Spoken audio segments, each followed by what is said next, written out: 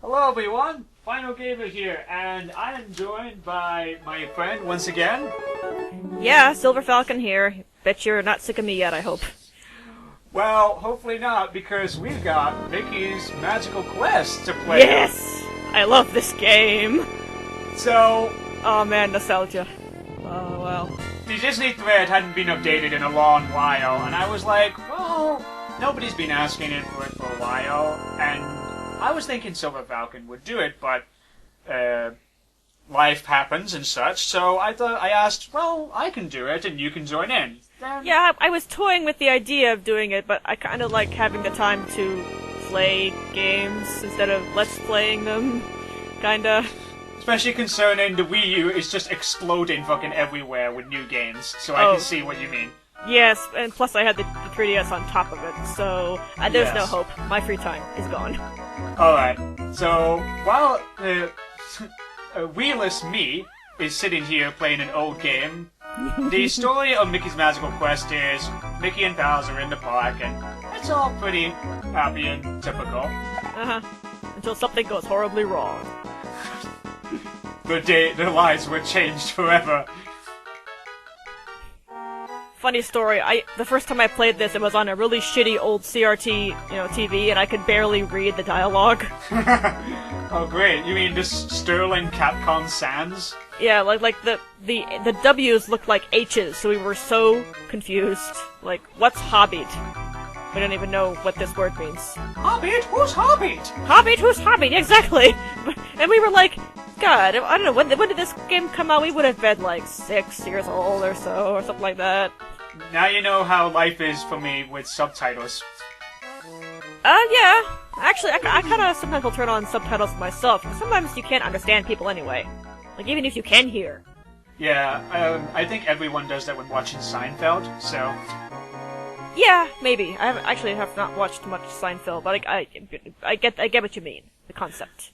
So, Mickey has fallen off a cliff trying to find Pluto and entered this bizarre world of magic. You know, having played Spyro, the name Treetops now has a much different connotation for me now. Oh no! It's you have funny to remind me of that. Why? It's just funny how you play different games and you have different experiences, then you go back to one and you have so much different associations. Yeah, because I love that level of Treetops, but goddamn, it is a chore. Oh god. It's an amazing level, but oh man. Yeah. I remember these spinny tomatoes too, they're the best. Yeah. You gotta hold on to it, man. Hold down the button. Yeah, it's been a while playing the game. I literally haven't played the game in There you go. 2 months or something, so I'm getting back to the controls. So, explaining the controls of the game, Mickey has 2 basic things you can do. Grab things and jump. That's really about it. And when you grab them, you can spin them. Yeah, pretty much. Why don't you explain about the controls here?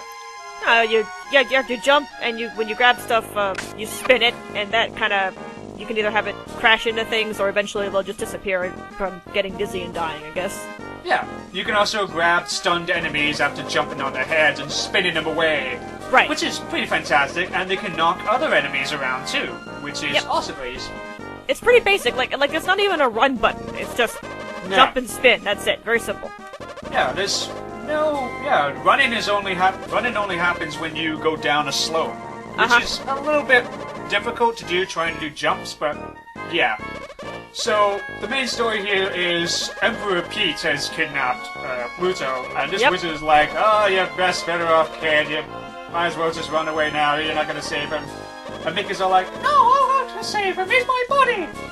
That doesn't even have the decency to go, it's dangerous to go it alone, take this, kid. Right? Yeah. Sorry, Mickey, that's copyrighted. I don't get into trouble for that. Yeah, right? Oh, believe me, I know about copyright. I know a guy. Uh-huh. So, Mickey is insisting to go on because he's a brave little guy, and we have to go across the world.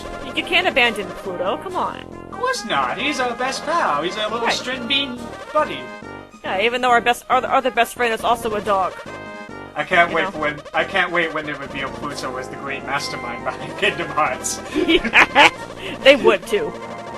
They you know totally what? would. Because, you know what, half the time you only see him at the beginning and the end Yeah. of Kingdom Hearts, so I was Right. thinking to myself, is he behind this? He's like Toto. You know? It's gonna be like something from Off, where the cat is really the mastermind or something. That's never happened, by the way. I'm not spoiling, don't worry. And But now that we still, talk to the wizard, all these blocks appear, and you can also spin blocks, and they sometimes contain prizes. yeah. And so you find lots of little secrets here, such as... And that has a prize too. Pull it, pull it. Yes, Prizes, pull it. prizes. Apples. Yes. Apples are tasty. Apples also give you points, which I'm pretty sure get enough of them gives you a life, so... Yeah. That's definitely something that you need. Oh yeah, I remember the instruction booklet for this game. It had like a list of the items you could get, and one of them was the Mickey doll, which is your box standard extra life. But the way they put it was gives you an extra chance to find Pluto, which I thought was like the most mysterious thing ever. Like if I didn't get one of those, I wouldn't be able to find Pluto. So whenever I found a Mickey doll, I was like super thrilled, like ooh. Now I have an extra life. Oh, that's actually kind of disappointing. It's like a one-up mushroom. Why couldn't you just say give you an extra life? It's like, the way you say it's like another chance, it makes me think of the Tales from Conker's Bad Fur Day. Uh-huh. Which was probably the best concept of a one-up I ever saw, because it was so grim. You fell down. Yeah, I basically missed my chance to go up to a secret area. This game has a lot of little secret paths and whatnot, so Oh, yeah. I'm trying to find them all. Oh yeah, right, on those clouds, I remember. There was something, Yeah. I forget what it is, but there's something up there on those clouds. Yes. You also collect coins in this game, and you're thinking to yourself, oh, is it just a typical get 100, get a life? No. How little Coins- you know. No. No. You would think that. You would think that. Just wait. Yes, the coins have another purpose in this game, actually. We will see that much later. Something that Oh yes. something Capcom actually like to do in a lot of their No, games. you, So- you messed up again. I know, I'm sorry. Those jumps are hard, I remember. Yeah. Oh, and if you play on easy mode, aren't some of those clouds actually gray blocks? I think so, yeah. I'm deciding to play on normal There to you get go. the best experience. There you go. Yay! Yeah. You made it. The fruit comes back, but the clouds do not, so Uh-huh. bear in mind. Right. Oh man, this music too. It's just... Yeah, the My music of this game is fantastic. Also, Heart an container. extra heart, yes. Yeah. Yeah, see, that was my first introduction to Hard Container since I never played a Zelda game before Ocarina of Time. This from the woman who was just squealing over Hyrule Warriors before this video. Hey, I like Zelda now. I just yeah. never played it when I was a kid. No, fair enough. I got that as well. I mean, I'm a Castlevania fan now, but I never was when I was a kid, so yeah. I've only played one Castlevania, I confess I'm bad. My first Castlevania game was Castlevania 64, so you can tell how that went. Dawn of Sorrow. But I really like Dawn of Sorrow. Oh, you started on a good one. I really like Dawn of Sorrow, and I just figured out, I tried playing Portrait of Ruin, and I just figured out, I'm really terrible at Castlevania. So... I should play It doesn't more work of them, out. because I'm good at Metroid games, and they have a very similar design build to them, so... I yes. suck at Metroid too. It doesn't work There you go, so then. well. Now, So- and this part is horrible because Yeah. when I was like, you have to keep running, and it doesn't keep the same pace. The giant tomato builds up momentum, and you messed it up, man. No, You it's screwed okay. it up. No, I don't want to, because every time I tried to do that as a kid, I always fell in the water, and I remember one time I actually got caught under the tomato and drowned. Do you drown when you just go in the water, or can you swim? I forget. If you stay underwater too long, you kind of drown. Also, a Red Armor copy. You know, fun fact, when I first played this game as a little kid, I did not know the word for a tougher, like, mid-level enemy like this. We had no idea what to call it. I never heard the term boss. Or mid-boss, alright. Or a mid-boss, yeah. So we were really struggling to figure out some way to describe him, and it really baffled us for a long time. We had no idea why he was here. Why is this guy here? What is he for? It's just some fat-winded bastard in overalls. Yeah, exactly. I mean, I played Super Mario World, so you'd think I would be familiar with the concept, but no, it didn't translate in my brain for some reason. Right. So this mini-boss is basically just a Red Armor dude. He does do the whole swooping down, but he has the advantage of dropping these little guys, which you can throw and Oops. hit at him. But, Whoopsie. yeah, I'm He's actually kind of tricky because he has a very random path of flying around. He has 2 set paths basically, like either he goes in a weird curve loop or he goes around in a circle. Yeah, that's okay. That guy was a roadblock for 6-7-year-old me for years. I don't feel too bad about it. Yeah. Like, also, seriously. I tried to get up there, I know. It's... Because, again, it's kind of difficult to sort of jump ahead, and I thought, no, okay, I'll just go up here. And it's bees! No, bees! Trickery! Oh, no! No, you lost that it. Was, that was not my fault. That was not my fault, I swear. Uh-huh.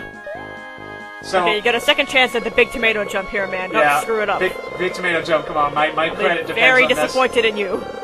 And yes! Yeah, you got it! Oh, no, wait. What the heck, man? You had it! Well, no, but there was nothing up there, right? I mean, no, I jumped on the block, that's good enough. Uh-huh. So, I figured out there is an actual trick to this mid-boss of sorts. Alright. It's weird. You can sort of trick his pattern by just walking underneath him like this. If you don't go left or right too far, he just gets caught in a loop like this, and it gets incredibly easy to hurt him. Yeah, I think I did that as a kid. I think that's how we figured out how to beat him. Yeah, it tends to be the strategy most people figure out for beating this guy. I don't know their names, by the way, so... Neither do I. You know, I didn't even know what a boss was, so I'm no help. Yeah. I guess he's yellow, however. Also, I don't know how I missed that. It's all good. You're still chumping him. Well, I've got 1 health left, so I really don't want to screw this up. You can do it. Yeah, I will. You see, the problem is he does that slight swoop upwards, so you think, oh, I'll just jump over him. Nope, he's coming up with you. That's classic Red Armor strategy right there. Yeah, Mickey can't jump all that high. We laugh really hard at the noise he makes when he dies, because we were immature little kids. Yeah, it sounds like an accordion with 1 note deflated. Something like that. We thought of it as a rather unflattering human bodily function. Yeah, it does sound like that.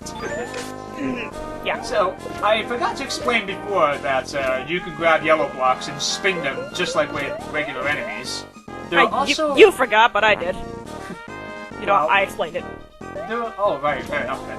And there are also red blocks, which are basically infinite blocks, and you can just shoot off as many of them as you want. Also, if Mickey is underwater too long, he will lose health and drown. So, try not to stay underwater for more than... Battletoads! They look like the Battletoads. Oh god, they did look like Battletoads.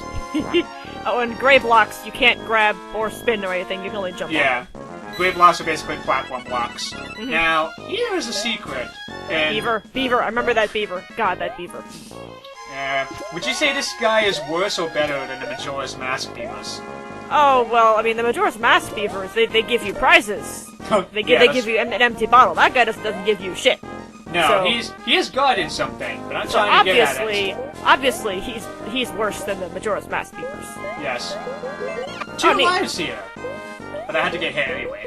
Yeah, of course. Is it even possible to get through there without getting hit, honestly? I did manage to do it once. Somehow I did. I'm not sure how I did. Actually, I think the real way to do it is to get one of the blocks from the last pond and just smack it into him. That would be satisfying, actually. I should have done that, but, you know, too little too late. Yeah. There's also Pete's guards here, all clones of himself, naturally. And more fart noises. Yes. And those statues are your area transition, basically. Yes, the wizard told us before about following the Emperor's statues. That's basically. He did. And now for our first proper boss. Level boss. This thing terrified me as a kid. I don't know. Yeah. Just that face. Look at that face. It's like, I'm going to get you. That's a really fucking weird out face. It looks like a Gummy Bears reject villain. And plus the music. This is really good boss music. Yeah, you know? The music in this game is pretty fantastic. And it really is. All the music in this game is definitely one of my favorite SNES soundtracks. Oh, absolutely. So the way the bosses work, bosses are your very standard, use what you've learned in order to fight him thing. There's not very much variety you can do with the boss other than just throwing a block at him. However, you can grab the segmented parts of his body and basically beat him to death with his own body. Which is metal as fuck, let's be honest. Yeah, that's pretty metal, Mickey. That's baller. And when he turns red like he was doing before, that means you can't hit him, and he's gearing up for his, charge attack. Almost all enemies have a sort of red, brief invincibility phase. Yeah, they all have tells like that, yeah. So that was the treetops done, and Mickey managed to get pretty far with only just grabbing things and throwing them at enemies, so... And you didn't even have to use the supercharge ramps.